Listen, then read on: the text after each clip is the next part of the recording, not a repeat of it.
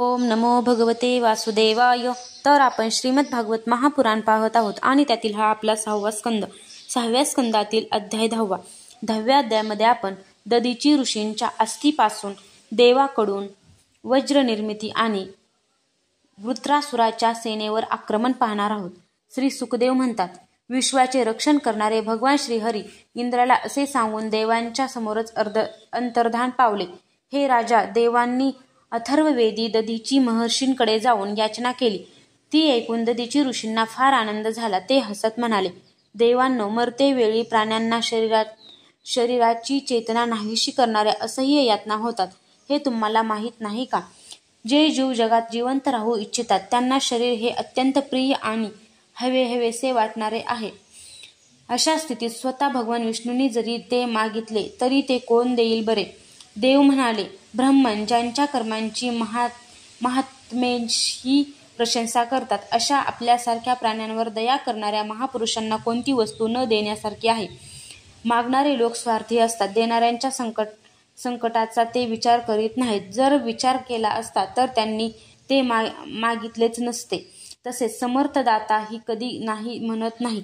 ददीची ऋषी म्हणाले, आपल्या तोंडून धर्म ऐकण्यासाठीच मी तुम्हाला नकार दिला होता.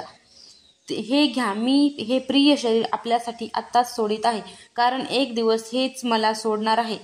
हे देवांनो, जो मनुष्य या विनाशी शरीराने दुःखी प्राण्यावर दया करून धर्म आणि यश संपादन करीत नाही, तो अचेतन वस्तूंहूनही क्षुद्र समजावा. जो मनुष्य कोणत्याही प्राण्यांच्या दुःखात दुःखाचा आणि सुखात सुखाचा अनुभव घेतो, त्याच प्रकारच्या अविनाशी धर्माची महात्म्यांनी उपासना केली आहे. धन, जन आणि शरीर हे पदार्थ क्षणभंगूर आहेत. हे आपल्या उपयोगाचे नाहीत, तर शेवटी दुसऱ्यांच्या उपयोगी पडणारे आहेत. अरे रे, केवढा हा कंजूषपणा! किती दुःखाची गोष्ट आहे की हा मरणारा मनुष्य यांच्याद्वारा दुसऱ्यावर उपकार करीत नाही. श्री शुकाचार्य म्हणतात, अथर्ववेदी महर्षी दधीचींनी असा निश्चय करून स्वतःला परब्रह्म परमात्मा भगवंतामध्ये विलीन करून आपल्या स्थूल शरीराचा त्याग केला. इंद्रिय, प्राण, मन आणि बुद्धी यांचा संयम करून दृष्टी तत्वमय केल्यामुळे त्यांची सर्व बंधने तुटली.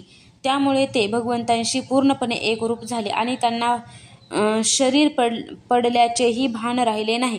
भगवंतांची शक्ती मिळाल्यामुळे इंद्राचे बळ वाढले. दधीची ऋषींच्या अस्थीपासून विश्वकर्म्याने बनवलेले वज्र देऊन तो ऐरावत हत्तीवर आरूढ झाला. त्याच्याबरोबर सर्व देवही तयार झाले. ऋषी मुनी त्याची स्तुती करू लागले. आता त्रैलोक्याला जणू आनंदित करीत असुर सेनापतीसह असणाऱ्या वृत्रासुराचा वध करण्यासाठी तो संपूर्ण ताकदीनिशी त्याच्यावर चालून गेला. क्रुद्ध रुद्राने काळावर आक्रमण करावे तसा आपल्या चतुर्युगातील त्रेतायुग सुरू झाले होते. त्यावेळी नर्मदा तटावर देवांचे दैत्यांशी भयंकर युद्ध झाले. हे राजा, त्यावेळी देवराज पहिल्या चतुर्युगातील त्रेतायुग सुरू झाले होते. त्यावेळी नर्मदा तटावर देवांचे दैत्यांशी हे भयंकर युद्ध झाले. हे राजा, त्यावेळी देवराज इंद्र हातात वज्र घेऊन रुद्र, वसु, आदित्य, अश्विनीकुमार, पितृगण, अग्नी, मरुद्गण, ऋतुभूगण, साध्यगण आणि विश्वे देव यांच्यासह आपल्या तेजाने शोभत होता. तो समोर आलेला पाहून वृत्रासुरादी दैत्यांना ते सहन झाले नाही. तेव्हा नमुची, शंबर, नरवा, द्विमूर्धा, ऋषभ, अंबर, हयग्रीव, शंकुशिरा, विप्रचित्ती, अयोमुख, पुलोमा, वृक्षपर्वा, प्रहेती, हेती, उत्कल, सुमाली, माली इत्यादी हजारो दैत्य, दानव, यक्ष, राक्षस सोन्याचे अलंकार वगैरे घालून आले आणि देवराज इंद्राच्या मृत्यूलाही अजिंक्य सेनेला अडवू लागले. ते गर्विष्ठ असुर सिंहनाद करीत मोठ्या सावधानगिरीने गदा, परीघ, बाण, प्रास, मुदगर, तोमर, शूळ, फरशी, तलवारी, तोफा, भुशुंडी इत्यादी शस्त्रास्त्रांच्या वर्षावाने देवांवर सर्व बाजूंनी प्रहार करू लागले. जसे ढगांनी झाकून गेल्यामुळे आकाशातील तारे दिसत नाहीत, त्याचप्रमाणे एकामागोमाग एक असे इतके बाण चारी बाजूंनी येत होते की त्या वर्षावाने देव दिसेनासे झाले. तो शस्त्रास्त्रांचा वर्षाव देवसैनिकांना स्पर्शसुद्धा करू शकला नाही. त्यांनी आपल्या हस्तकौशल्याने आकाशातच त्यांचे हजारो तुकडे केले. जेव्हा असुरांची शस्त्रास्त्रे संपली तेव्हा ते देवसेनेवर पर्वतांची शिखरे, वृक्ष आणि दगड फेकू लागले, परंतु देवांनी पाहिल्याप्रमाणे ते तोडून टाकले.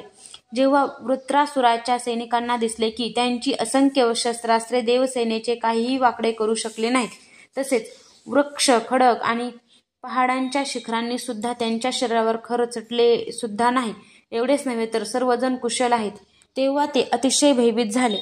जसा भगवान श्रीकृष्णांच्या भक्तावर क्षुद्र माणसांच्या कठोर आणि अमंगल दुर्वचनांचा काहीही प्रभाव पडत नाही, त्याचप्रमाणे दैत्यांनी देवांना पराजित करण्यासाठी केलेले सर्व प्रयत्न निष्फळ होऊ लागले. श्रीहरींचे भक्त नसलेल्या असुरांचा युद्धाचा उत्साह आपले प्रयत्न व्यर्थ झालेले पाहून मावळला. आता ते आपल्या स्वामींना वृत्रासुराला युद्धभूमीवरच सोडून पळायला उद्युक्त झाले, कारण देवांनी त्यांचे सारे बळ हिरावून घेतले होते. स्वाभिमानी वीर वृत्रासुराने पाहिले की आपले वरवरीचे असुर पळून जाऊ लागले आहेत आणि आपली पराभूत सेना सुद्धा अत्यंत भयभीत होऊन इकडे तिकडे पळू लागली आहे. तेव्हा त्यांना पाहून हसून तो म्हणाला, श्रेष्ठ वीर वृत्रासुर समयोचित वीरवाणीने विप्रचित्ती, नमुची, पुलोमा, यम, अनर्वा, शंभर इत्यादी दैत्यांना उद्देशून म्हणाला, असुरांनो, पळून जाऊ नका, मी सांगतो ते ऐका. जो जन्माला आला तो अवश्य मरणार. विधात्याने या जगात मृत्यूपासून वाचण्याचा कोणताही उपाय सांगितलेला नाही. अशा स्थितीत जर मृत्यूमुळे स्वर्गादी लोक आणि सुयश सुद्धा मिळत असेल तर कोणता बुद्धिमान अशा उत्तम मृत्यूचा स्वीकार करणार नाही. जगामध्ये 2 प्रकारचा मृत्यू परमदुर्लभ आणि श्रेष्ठ मानला गेला आहे. एक आपल्या प्राणांना वश करून ब्रह्मचिंतन करीत शरीराचा त्याग करणाऱ्या योगी पुरुषांचा आणि दुसऱ्या युद्धभूमीवर सेनेमध्ये पुढे राहून पाठ न दाखविता झुंज देऊन मरणाऱ्या वीराचा. अध्याय 10 समाप्त.